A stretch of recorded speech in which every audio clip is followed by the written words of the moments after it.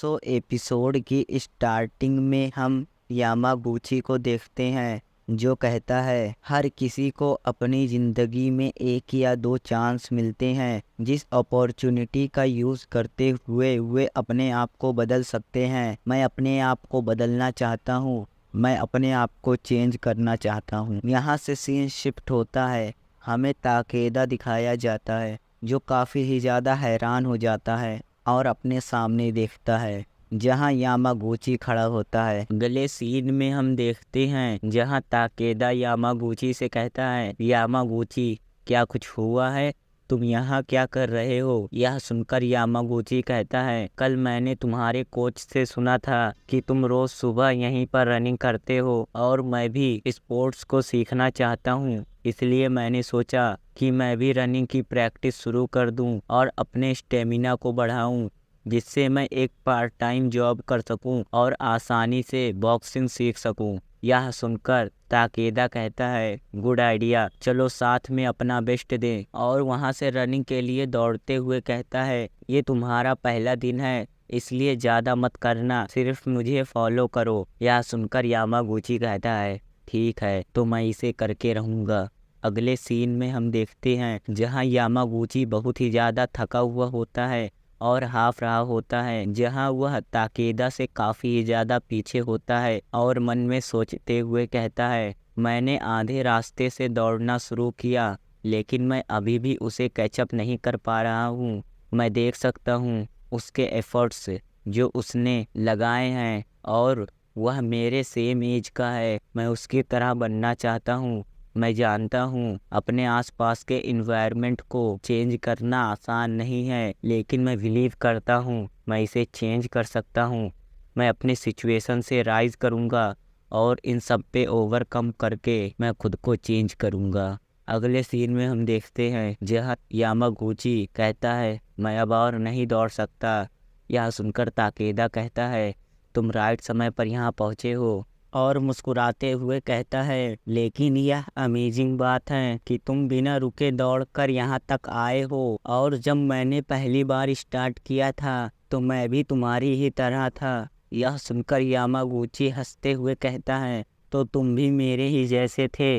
यह सुनकर ताकेदा कहता है, हाँ तुमने सही कहा, और आगे कहता है, यामागुची क्या तुम जानते हो रनिंग का मेरा फेवरेट पार्ट इस सनराइज़ को देखना है, और जब मैं इसकी हवाओं में सांस लेता हूँ तो यह मेरे पूरे बॉडी को फ्रेश कर देता है। तभी यामागुची सन की तरफ देखता है जहाँ सनराइज़ हो रहा होता है, जो देखने में सच में काफ़ी ही ज़्यादा ब्यूटीफुल होता है। मैंने देखा कि कैसे सिटीज़ के ऊपर सनराइज़ होता है जहां मैं और दूसरे लोग रहते हैं, और मैंने यह भी देखा कि जहां हम लोग रहते हैं वह जगह कितनी छोटी है, फिर भी हम एक दूसरे से नफरत क्यों करते हैं। मुझे पता है यह कुछ समय के लिए था, लेकिन मुझे ऐसा फील हुआ कि मुझे फ्रीडम मिल गया हो। अगले सीन में हम ताकेदा और यामागुची के क्लासरूम को देखते हैं जहां वह दोनों एक दूसरे से बातें कर रहे होते हैं, जिन्हें देखते हुए काजू काफ़ी ही ज़्यादा गुस्सा होता है,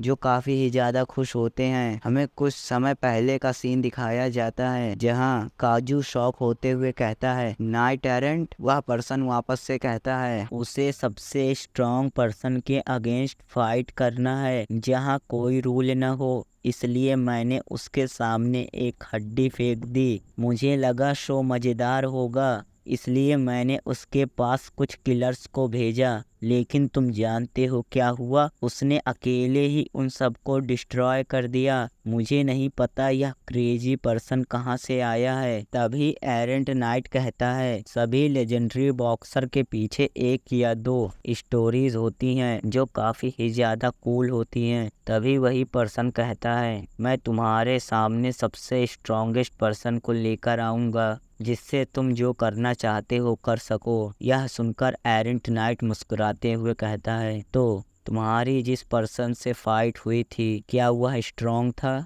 हम देखते हैं काजू ताकेदा को ही देख रहा होता है। तभी वह एरेंट नाइट के ऊपर चिल्लाते हुए कहता है, मैंने सिर्फ अपने गार्ड को डाउन कर दिया था, इसलिए मुझे उसने एक पंच मार दिया।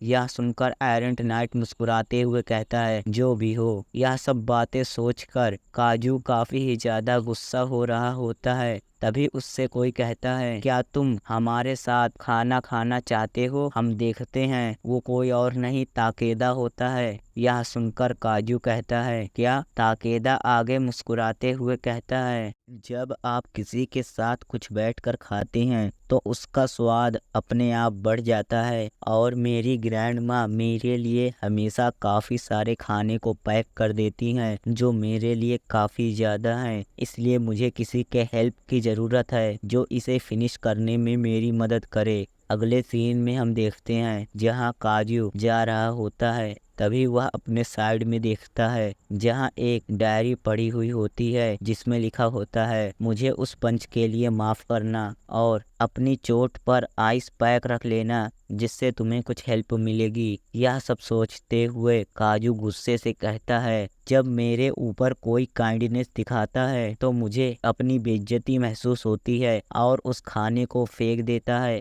और चिल्लाकर कहता है, मैं भूखा नहीं हूँ, और वहाँ से भाग जाता है। ताकेदा उसी को देख रहा होता है।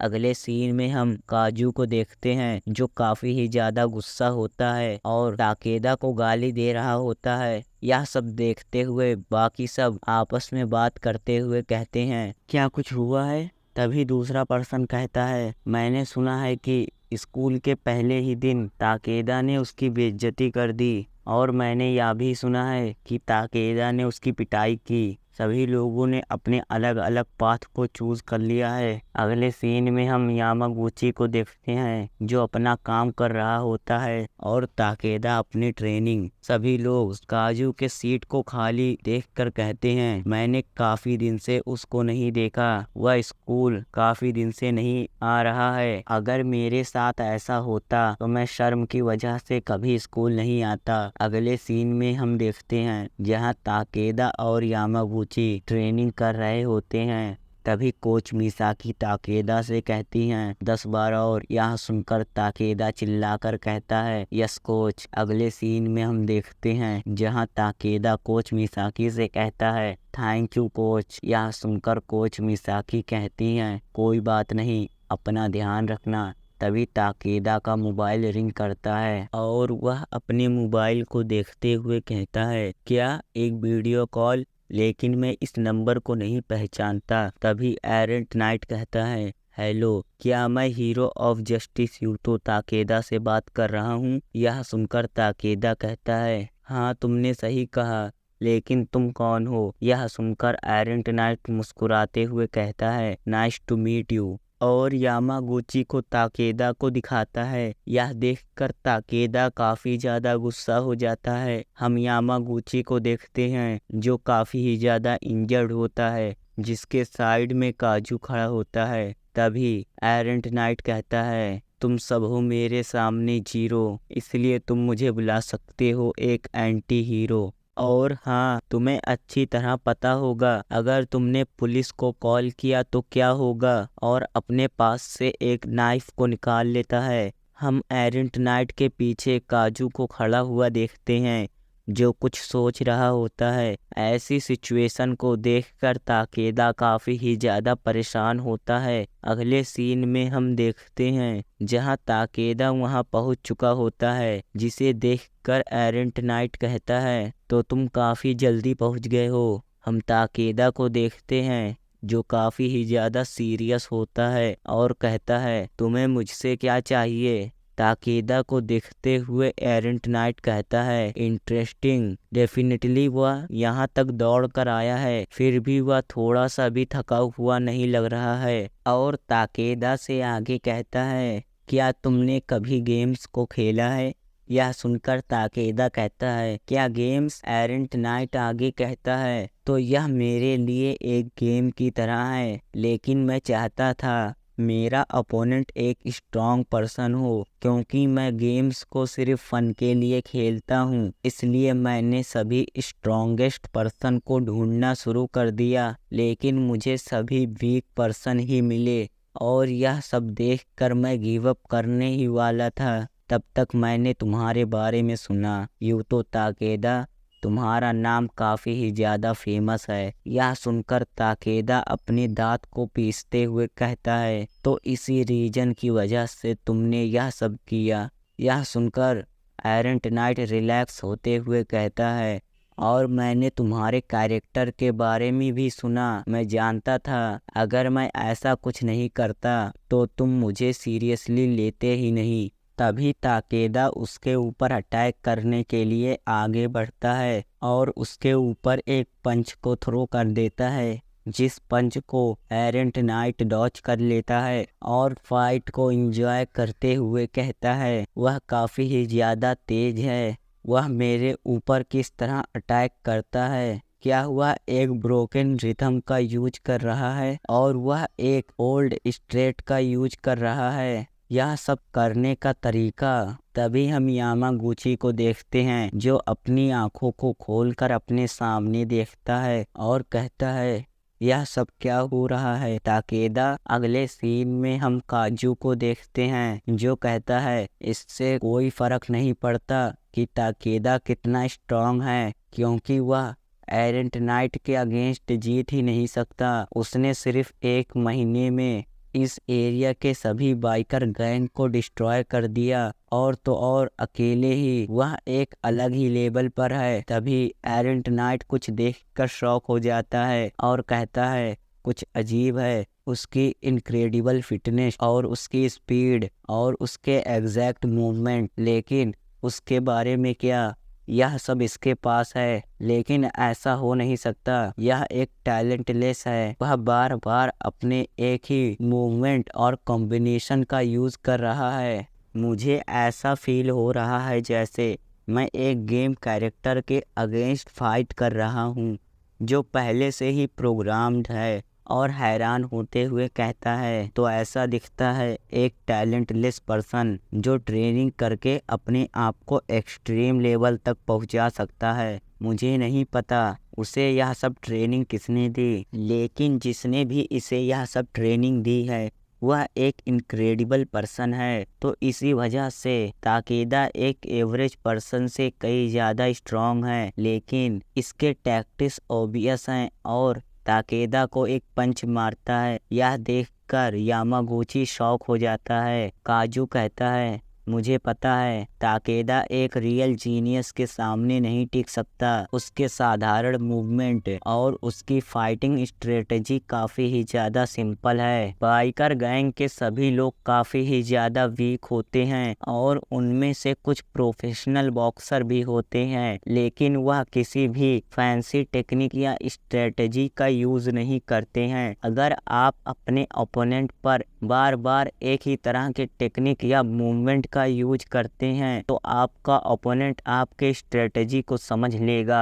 वह बस एक जीनियस है। अगले सीन में हम देखते हैं जहां ताकेदा खांसने लगता है। तभी एरेंट नाइट उसके ऊपर एक ओवर हुक को थ्रो करते हुए कहता है, यह काफ़ी ही ज़्यादा बोरिंग है, और ताकेदा को एक पावरफुल पंच मारता है, जिस पावरफुल पंच के लगते ही मानो ताकेदा पूरा अनकॉन्शियस हो गया हो। यह देखकर यामागुची काफ़ी ही ज़्यादा शॉक हो जाता है। तभी एरेंट नाइट अपने सामने देखता है जहां ताकेदा कहता है, क्यों। यह सुनकर सभी लोग काफ़ी ही ज़्यादा हैरान हो जाते हैं। ताकेदा अपने आप को संभालते हुए आगे कहता है, तुम इतने स्ट्रांग हो क्यों, और चिल्लाते हुए कहता है, तुम अपने टाइम को इन सब में क्यों वेस्ट कर रहे हो। तुमको अपने इस तरह के पावर का यूज दूसरों के लिए करना चाहिए। यह सुनकर एरेंट नाइट कहता है, दूसरों के लिए, और मुस्कुराते हुए कहता है, क्योंकि मुझे इसमें मज़ा आता है। अगले सीन में हम देखते हैं जहां एरेंट नाइट लगातार ताकेदा को मार रहा होता है। यह सब देखते हुए यामागुची कहता है, डेफिनेटली यह एक वन साइडेड बैटल थी। आखिर यह सब किस लिए है, क्या अपने आप को सुपीरियर दिखाने के लिए या एक हेल्पलेस की फीलिंग। तभी एरेंट नाइट कहता है, वेल आज बहुत ही ज़्यादा मज़ा आया। अनफॉर्चुनेटली कुछ लोग सिर्फ अपने लिए जीते हैं और वह किन्हीं दो चीज़ों के वैल्यू के बीच डिफरेंस का पता नहीं लगा पाते।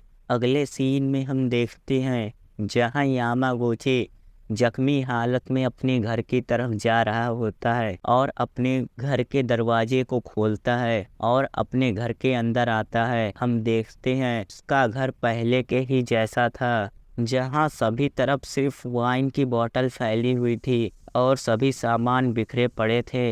लेकिन अब की बार कुछ अलग था, क्योंकि उसकी मदर काफ़ी ही ज़्यादा इंजर्ड थी। कुछ लोग जो अभी भी एक बैटलफील्ड जैसी जगह पर रहते हैं और काफ़ी ही ज़्यादा निराश हो जाता है। अगले सीन में हम ताकेदा को देखते हैं जो हॉस्पिटल बेड पर बैठा होता है। तभी उससे एक पर्सन कहता है, मिस्टर ताकेदा, आपको मिस्टर यामागुची की तरफ से एक लेटर आया है। यह सुनकर ताकेदा लेटर को लेते हुए कहता है, थैंक यू, और उस लेटर को पढ़ने लगता है जिसमें लिखा होता है, प्यारे ताकेदा, मुझे यकीन है जब तक तुम इस लेटर को पढ़ोगे तब तक मैं एक नाव में बैठा हूँगा। मेरे घर पर कुछ हुआ है, इसलिए मैंने पैसे कमाने के लिए स्कूल को छोड़ दिया। मैं कभी नहीं, मैं हमेशा सोचता था अगर मैं एक डिफरेंट पर्सन के रूप में पैदा हुआ होता तो मुझे कैसा फील होता। अगर मैं एक नॉर्मल फैमिली में पैदा हुआ होता और ग्रो होता तो मुझे कैसा फील होता। मुझे उम्मीद है कि मैं अपने टाइम को चेंज कर सकता हूँ, लेकिन मैं यह सब करते करते थक गया हूँ। मुझे लगता है इस सब का कोई मतलब नहीं और मैं जान गया हूँ कि मेरी जगह कहाँ है। यामागुची को काम करते हुए देखकर एक ओल्ड पर्सन कहता है, यह नया बच्चा काफ़ी ही ज़्यादा तेज है, लेकिन मैं बहुत ही ज़्यादा लकी हूँ कि मैं तुम जैसे एक अच्छे पर्सन से मिल सका। मुझे पता है कि हम दोनों ने साथ में काफ़ी कम समय स्पेंड किया और अच्छी तरह से अलविदा। यह सब पढ़कर ताकेदा पूरा सुन पड़ जाता है। एक मेटामॉर्फोसिस जो समय के साथ बढ़ता रहता है। यहाँ से सीन शिफ्ट होता है। हमें कोच मिसाकी दिखाई जाती है जो खिड़की से बाहर की तरफ देख रही होती है। तभी कोई दरवाजे को खोलता है। कोच मिसाकी दरवाजे की तरफ देखते हुए कहती हैं, लेकिन एक दिन जब ताकेदा एक हॉस्पिटल में दिखा और वह पूरा बारिश से भीगा हुआ था, तभी ताकेदा कोच मिसाकी से कहता है, कोच, मैं स्ट्रॉन्गर बनना चाहता हूँ।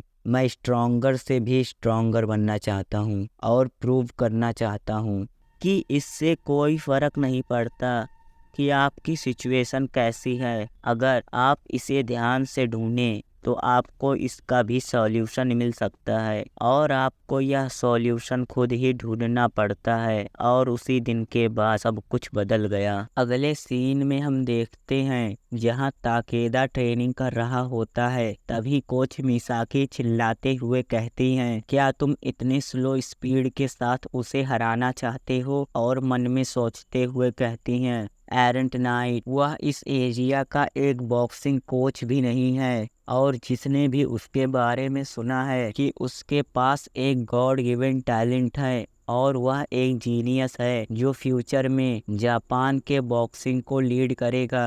और ऑब्वियस सी बात है, इसी वजह से ताकेदा उसके अगेंस्ट नहीं जीत पाया। मैं उम्मीद करती हूँ कि वह जो इतने लंबे समय से ट्रेनिंग कर रहा है उसका कोई मीनिंग हो और मैं उसे सपोर्ट करने में अपना बेस्ट दूंगी। और ताकेदा से चिल्लाकर कहती हैं, और तेज। अगले सीन में हम देखते हैं जहां ताकेदा ट्रेनिंग कर रहा होता है और हम यामागुची को देखते हैं जिसके ऊपर एक पर्सन चिल्लाते हुए कहता है, अच्छे से करो बच्चे। यह सुनकर यामागुची घबराते हुए कहता है, सॉरी सर। हम देखते हैं जहां ताकेदा एरेंट नाइट से जीतने के लिए काफ़ी कड़ी ट्रेनिंग कर रहा होता है और दूसरी तरफ जहां यामागुची कुछ पैसे कमाने के लिए काफ़ी मेहनत कर रहा होता है। हम देखते हैं ऐसी ज़िंदगी को जीकर यामागुची काफ़ी ही ज़्यादा परेशान हो गया होता है और रो रहा होता है। यहाँ से सीन शिफ्ट होता है। हम एरेंट नाइट को देखते हैं जो कहता है, मैंने आज से पहले ऐसे किसी को नहीं देखा जिसने मुझे फाइट के लिए चैलेंज किया हो। और ताकेदा से आगे कहता है, और तो और मैं तुम्हारे चैलेंज को रिफ्यूज भी नहीं कर सकता।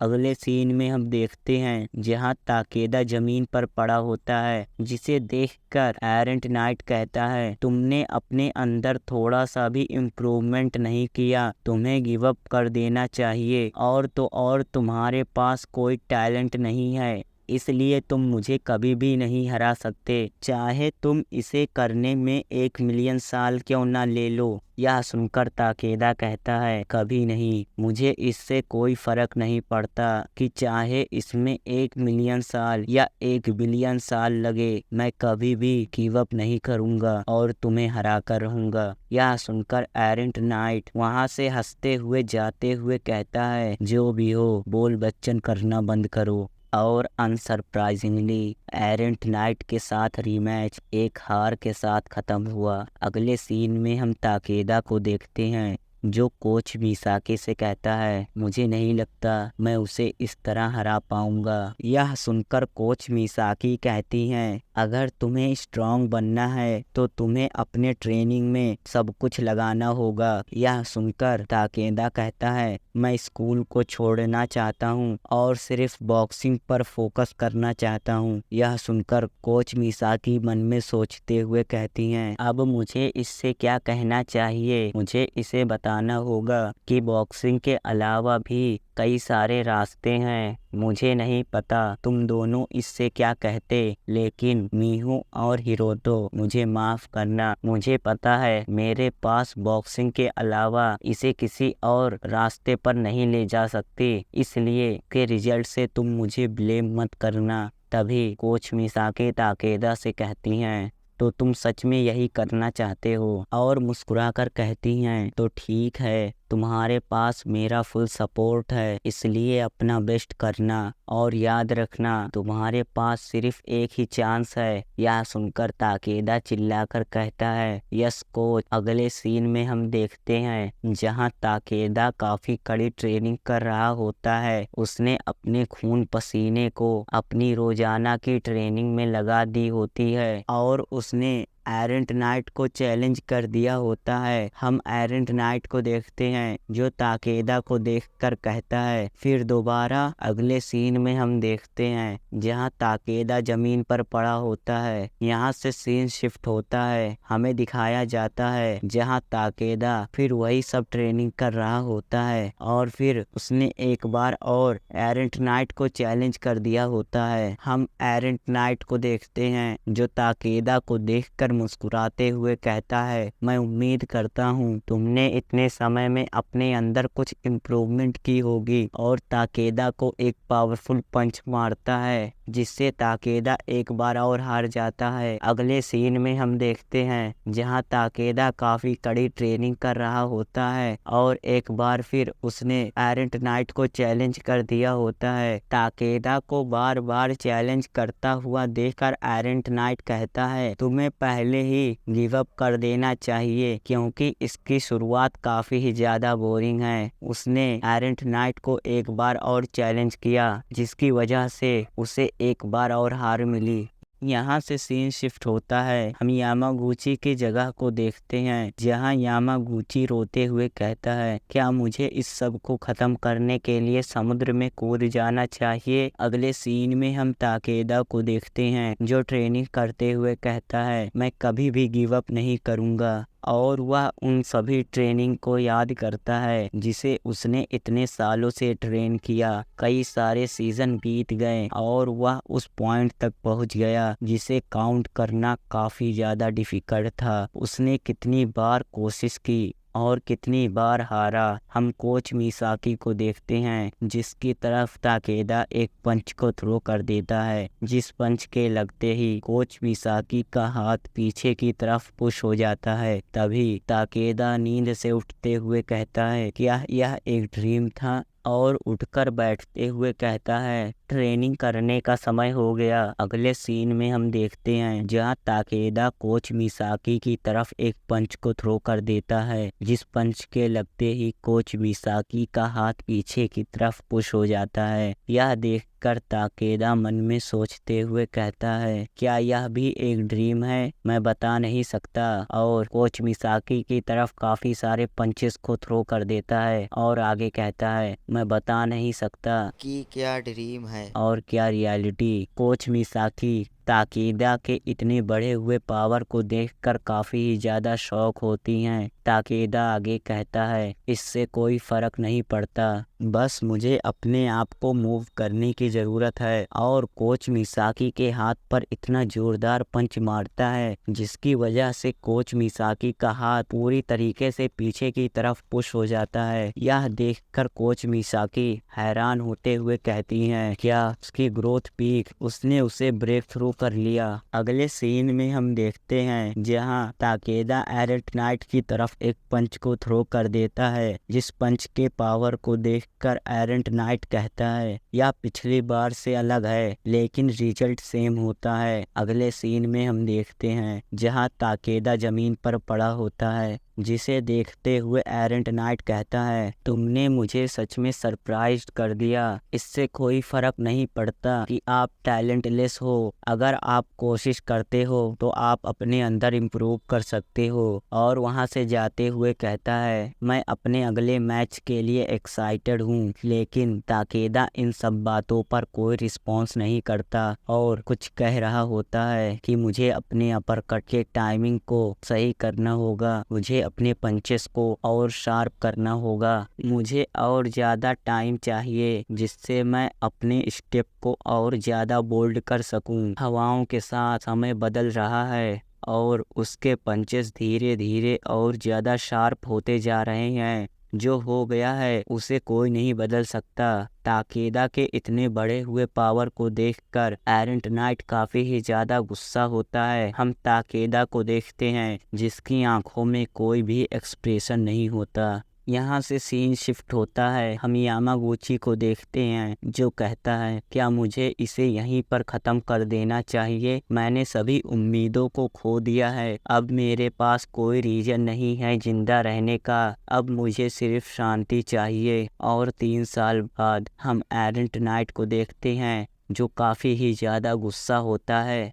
अगले सीन में हम कोच मिसाकी को देखते हैं जो ताकेदा के ग्राफ के ग्रोथ को देखकर काफ़ी ही ज़्यादा खुश होती हैं। काउंटलेस हार, एफर्ट्स और फ्रस्ट्रेशन के बाद उसने उस लेवल को अचीव कर लिया। हम देखते हैं जहां एरेंट नाइट गुस्सा होकर ताकेदा के ऊपर अटैक कर देता है, जिसके काउंटर में ताकेदा उसे एक पावरफुल पंच मारता है जिसकी वजह से एरेंट नाइट बैक फ्लिप हो जाता है। हम यामागुची को देखते हैं जो उसी पल को याद करता है जब उसने ताकेदा के साथ सनराइज को देखा था और वह अभी भी उस सनराइज को देख सकता था। अगले सीन में हम देखते हैं जहां एरेंट नाइट जमीन पर पड़ा होता है, एक सुपरमैन जिसने जन्म ले लिया है। यहाँ से सीन शिफ्ट होता है जहाँ ताकेदा से एक रिपोर्टर पूछता है, आपके लिए बॉक्सिंग क्या है? यह सुनकर ताकेदा कहता है, बॉक्सिंग मेरे लिए एक प्रूफ है, एक प्रूफ। इससे कोई फर्क नहीं पड़ता कि आप कितने डिफिकल्ट सिचुएशन में हैं, इससे कोई फर्क नहीं पड़ता कि आपने कितने पेन को फील किया है। कभी भी गिव अप मत करना क्योंकि हमेशा एक उम्मीद होती है। और बॉक्सिंग से मैं सबको प्रूफ करना चाहता हूँ कि सभी रास्ते बंद हो जाने के बाद भी एक उम्मीद होती है।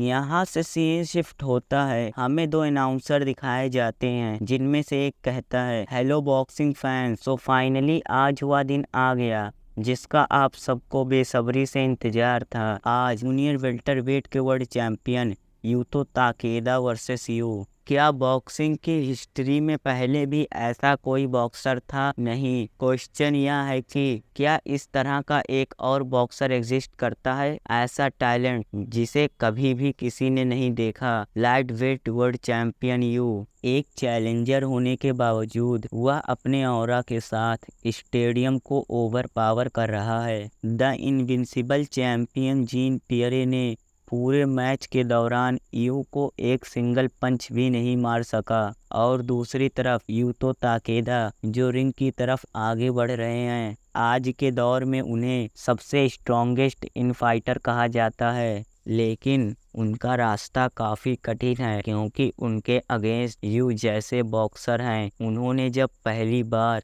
जूनियर वेल्टरवेट डिवीज़न में कदम रखा तो वह बहुत बार रैंकिंग में नीचे गए और फिर ऊपर आए और कई सारे स्ट्रॉन्गेस्ट बॉक्सर को हराते हराते उन्होंने फाइनली जूनियर वेल्टरवेट डिवीज़न के वर्ल्ड टाइटल को हासिल कर लिया। इसलिए हम कह सकते हैं कि उनकी बॉक्सिंग स्टोरी उम्मीद और जीत की है। क्या हुआ, अपने टाइटल को सबसे स्ट्रॉन्गेस्ट ओपोनेंट से प्रोटेक्ट कर पाएंगे? अगले सीन में हम एक बच्चे को देखते हैं जो कहता है, मॉम मैच स्टार्ट होने वाला है। हम देखते हैं जहाँ सभी लोग सिर्फ मैच को ही देख रहे होते हैं, एक तरफ नेचुरल टैलेंट और दूसरी तरफ हार्ड वर्क।